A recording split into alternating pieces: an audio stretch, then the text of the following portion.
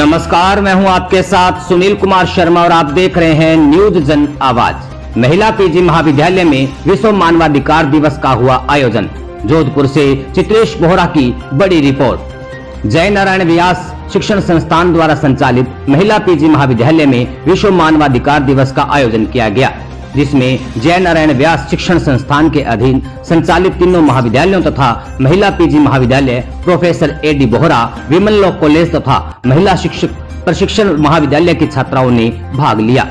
कार्यक्रम की अध्यक्षता राजस्थान मानवाधिकार आयोग के अध्यक्ष न्यायमूर्ति श्री गोपाल कृष्ण व्यास जी ने की तथा जय नारायण व्यास विश्वविद्यालय के राजनीतिक विज्ञान विभाग के सहायक आचार्य एवं विषय विशेषज्ञ डॉक्टर दिनेश गहलोत विशिष्ट अतिथि के रूप में विराजमान रहे। कार्यक्रम के प्रथम चरण में सरस्वती पूजन एवं कुल गीत के अनंतर महिला पीजी महाविद्यालय की प्राचार्य डॉक्टर मनोरमा उपाध्याय ने अतिथियों का वत्सा स्वागत किया। छात्राओं ने अपने विचार व्यक्त किए, जिनमें महिला पीजी महाविद्यालय की अपेक्षा Samson, Deepika Bhati, Harshita Joshi, Bhavika Boda, professor AD Bohra, women law college की विदिशा भाटी, प्रांजल सिंह, अंकिता दुधावत, साक्षी बिस्सा तथा महिला शिक्षक प्रशिक्षण महाविद्यालय की तपस्या सोनी ने अपने विचार व्यक्त किए। विशिष्ट अतिथि डॉक्टर दिनेश गहलोत ने छात्राओं को संबोधित करते हुए कहा कि भारतीय संविधान अपने आरंभिक काल से ही मानवाधिकार का समर्थक और पोषक रहा है। सामाजिक न्याय की स्थापना करके भारत सरकार ने शासन प्रक्रिया में लोगों की साक्षात सहभागिता निर्धारित की है।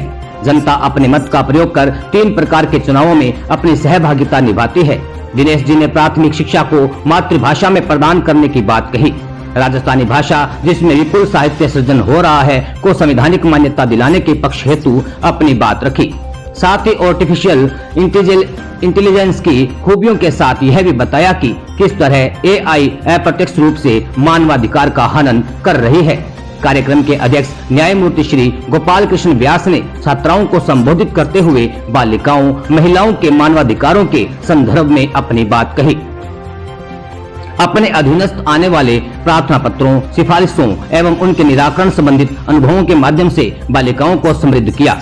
जस्टिस व्यास ने चरित्र निर्माण एवं मानवाधिकार के पारस्परिक संबंध को रेखांकित किया। उन्होंने कहा कि सभी यदि अपने अपने कर्तव्य का पालन करें तो मानवाधिकारों की रक्षा स्वतः हो जाएगी। मनुष्य को श्रमशील होना चाहिए। दूसरे के अधिकारों की रक्षा करके हम स्वयं के अधिकारों की भी रक्षा करते हैं। इस अवसर पर महिला पीजी महाविद्यालय में आगामी 11 दिसंबर से 14 दिसंबर को होने वाले भारत और दक्षिण कोरिया के सांस्कृतिक आदान प्रदान कार्यक्रम के ब्रोशर सारंग सृजन का लोकार्पण किया गया। साथ ही मुख्य अतिथि एवं कार्यक्रम अध्यक्ष डॉक्टर दिनेश गहलोत एवं न्यायमूर्ति श्री गोपाल कृष्ण जी व्यास का साफा एवं स्मृति चिन्ह देकर सम्मानित किया। कार्यक्रम का संचालन BA द्वितीय वर्ष की छात्रा कीर्ति सोनी ने किया। कार्यक्रम का संयोजन डॉक्टर राजनीति विज्ञान की सहायक आचार्य डॉक्टर सीमा हठीला, लोक प्रशासन विभाग की डॉक्टर हेमा मेहता तथा राष्ट्रीय सेवा योजना अधिकारी डॉक्टर नितेश ने किया। इस अवसर पर AD Bohra women law college के प्राचार्य डॉक्टर मनोहर व्यास, महिला टीचर्स ट्रेनिंग कॉलेज की प्राचार्य doctor Uma Lohra, doctor VD Dave, Shri GP Vyas आदि गणमान्य लोग उपस्थित रहे। चित्रेश बोहरा की रिपोर्ट के साथ देखते रहिए न्यूज जन आवाज। As indicated by the latest pattern, this is where right to birth comes into play. Every child, irrespective of age, gender, has the right to take birth, live and grow in the country as a healthy adult.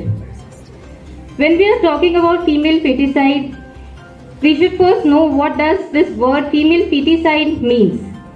Female feticide is a process of determining the sex of the fetus and undergoing into an abortion process if it is a girl. As a result of selective abortions, between 35 and 40 million girls and women are missing from our Indian population. Female feticide is now more widespread in the country than ever before. Girls and women not only faces inequity and inequality, they are even denied the right to be born if their families do not wish so.